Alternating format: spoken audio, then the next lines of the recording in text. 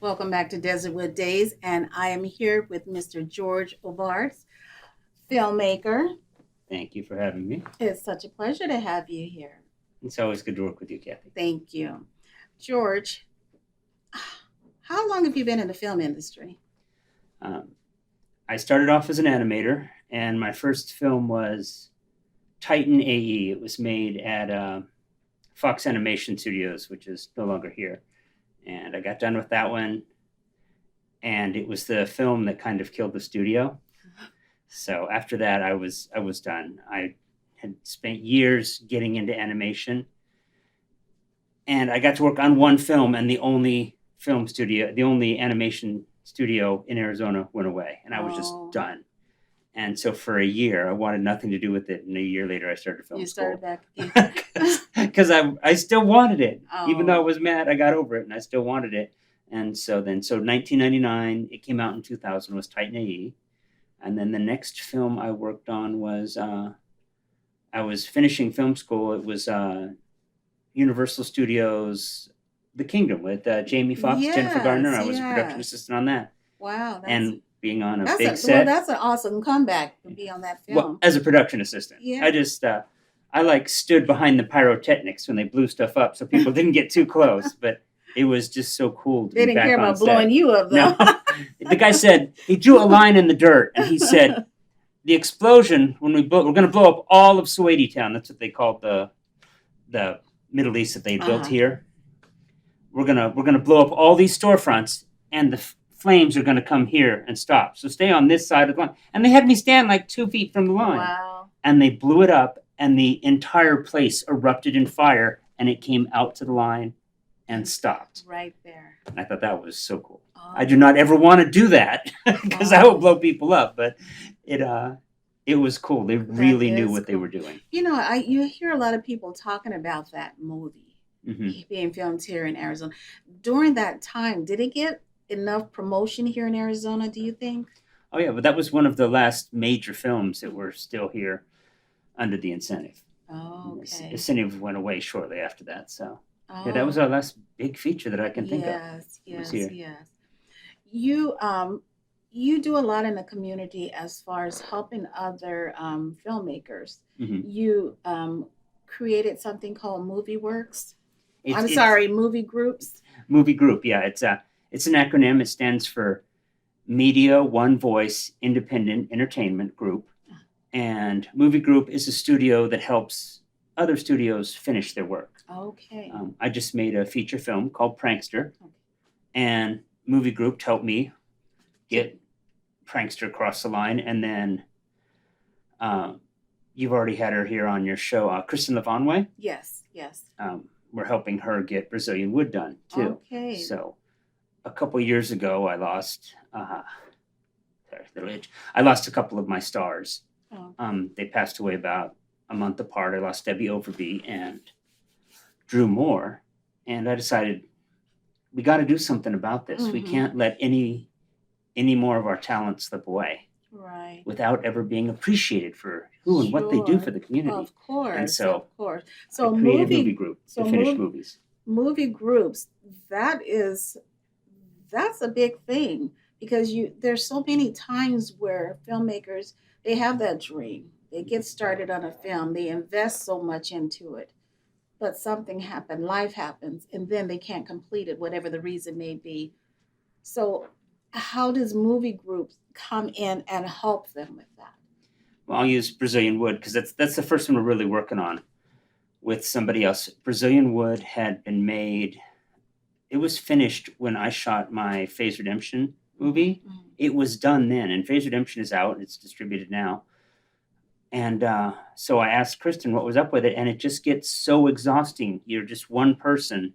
Everything is already finished, and the rest of the cast and crew is gone. Right. and you're still there pushing it and editing it and Right.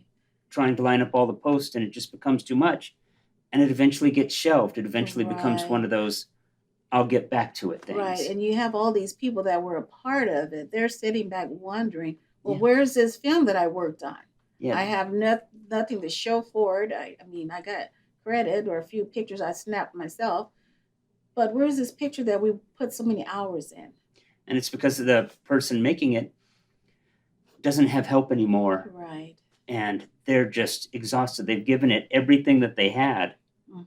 and it's just not quite across the line. So, Brazilian Wood is such a good example because it was almost done. Oh. It was edited. It was still missing a few scenes, Mhm. and it needed quite a bit of work to get all the scenes that were in there Right. cut just right. But yeah, it's getting its post sound done now, and you've already played the trailer on your show, so Yes, yes. it's very close to being out now, and all those people that worked on it That is are going to get to see it. awesome. Yeah. That is awesome. So you coming up with movie groups, is this because you had that same experience in your filmmaking? No, I always finish my films. Sometimes it takes a little while, like the Murder Muse is going to take a little while to get done because that's when Drew passed away. He was in that film. Yes. So I want to make sure that it is the best it can be, and it has some VFX, some video Mhm, effects work mhm. that has to be done. And so that one's not going to be released till it is the best it can be. Right. But I always finish my work, and Okay. I think it's because I've met so many wonderful people, and I have these assets that other people don't. Right. Kristen was by herself; Right. nobody was working with her, That's the big difference. so I was just connecting her to Yeah. my connections through Movie Group and making sure it gets done. I love the community support. That's the big thing right there is supporting the community. You know what? It's not about one person or one production. I mean, if we can see so many other productions getting their films out there, can you imagine all the potential work that we could possibly have here? There are literally hundreds of films here in Arizona that got so close to being done and were never finished. Mm. And so I want to help some of those see the light of the day. And the more we work together to finish these projects, Wonderful. the more projects will be made. Wonderful. Hopefully, now that we're getting the word out about movie groups, more people will take advantage of this. So you have just finished Prankster, one of your Yes. films, feature film. You're working on Murder Muse at this time, hmm and how's that coming along? The Murder Muse, the rough cut of it is done. And it actually turned out pretty good. What we did was we did one practical effect that works really well, but then everything else was going to be a post effect. Mm, And when Drew passed away, we had to use a double for him to finish the film, okay. and so that all has to be done with effects again. But Okay. Mark Buck, an actor Mhm. from Pizza Shop, and he was in Phase Redemption as well, as you'll remember. And he was even in the Murder Muse. He has a small part in the Murder Muse. He came in after Drew passed away, and he doubled for him. Okay. And we used some camera tricks Right. so you never got close enough to see that it really wasn't Drew. But Are you able to give us a little gist of what Murder Muse is about? yeah. So the Murder Muse is the story of a woman who has a muse that helps her write screenplays. She was a Hollywood actress who got tired of the game and moved to Arizona and started a little dinner theater called Mother's Murder Hosting. And so after she passes away, she dies rather suddenly. Alan Johnson, who's an Uh-huh. actor who's been in Arizona for a long time, he's now moved Yeah. out to LA. Yes. He plays a teacher who goes to the studio to pick up one of his students' wardrobe. He left his wardrobe there because the actress said her muse was inspired having things around them to do it. What she doesn't realize is her muse is not a muse; it's a ghost, and it actually led to her demise. Oh. And it just lives. It just exists to kill. And so all these high school or all these college students and this teacher are trying to revive this dinner theater, and there's a vicious killer there behind the scenes the whole time. Oh my goodness. So, where do you draw your inspiration from? Um, all kinds of different places. I'm inspired by everything. The Murder Muse, I met an actor who actually had a dinner theater, Hmm. and so we got to talking about it. And then I met Tina Marie Nigro Jackson, the Mm-hmm. lady with the Yes. longest name in the world. Yes. And she actually plays the ghost, and she does so good. She plays the woman, and it's in the interview. The movie starts off with an interview of her before she passed away, and so she plays her then, and then we cover her in blood and smear it in her hair, and she looks Poor awful. thing. And she's the ghost who's trying to warn the people from the other side. There's a monster here. There's a monster here, but everybody's so afraid of her because she's scary looking with all Right. the blood and the makeup and everything. Wow, I look forward to seeing more from Murder Muse. Yeah, it should be So, wonderful. so you've seen a lot of changes in the film industry here in Arizona. What further change would you like to see that you think is very important and should be immediate? I know a lot of people are focused on the tax incentives, and I understand why the powers that be think that they can't let it come back. But I believe that if the community takes care of each other, Mm, we can lift ourselves up. We don't have to have the tax incentive to have Hollywood come here to make movies. We mm, can make movies ourselves if we support each other. right. And each time they get better and better. I'm really looking forward to Hellhounds when it comes out, Yes. because Rob just seems to keep raising the bar on what he's Yes. capable of doing with a low budget movie. You know what I mean? They Right. keep looking like they've got more and more money behind them, even though Right. he's still working with very It's small with a budgets. small budget, You're but seeing he's it giving quality all on the work. screen. Right. Yeah. Well, you know what? For a lot of people, it's about quality over quantity, and a lot of times we're so focused on the money or how much this is, or what do I need to spend for this, Mhm. instead of thinking of the quality. And a lot of time, the quality is in the people that you have around you that's able to do certain things, and that's when I'm going to bring this up. You bringing in movie groups, bringing in quality people to help complete other films. Yeah. So you may not have a huge budget, but you have quality people that know what they're doing. That's going to give you this film that looks like a Hellhounds. Yeah.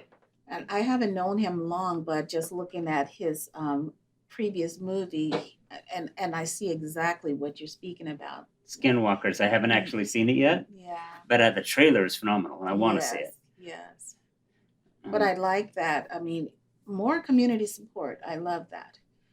And as an independent filmmaker, I'd like to warn other independent filmmakers: the Achilles heel of every independent film is sound. Mm, We always are so focused on our image, we'll let the sound slide. right. And the other thing is makeup and wardrobe. Yes. Very Those also important. take backseat too often, and if you don't have makeup and wardrobe, you can see it. That is so true. And this stems from, I mean, not only just on sets. The last time I had headshots done, one of the photographers mentioned that people would rather skimp on paying for a professional makeup artist or hairstylist. They'll come there trying to do their own makeup, and when the pictures don't look like they expect it, they're pointing the finger at Yeah, it's a photographer's fault. It's the photographer's fault. Any new projects coming up that you'd like to tell us about? Well, I actually have 2 more films that I want to make in the near future, but I don't want to talk about them yet. I've got Okay. some wonderful talent attached to them. Okay. I'll talk about one of them a little bit, but I'm not going to say much about it, because it was one that I wrote for Drew before he passed away, and it was one of his favorites. Oh, And he was such an amazing guy. he really was. Yes. And I never thought I would do it. But then I talked to somebody, and they said the same thing that Drew had said. They said, the most amazing role, the proudest role of my life has been as a father. Mm.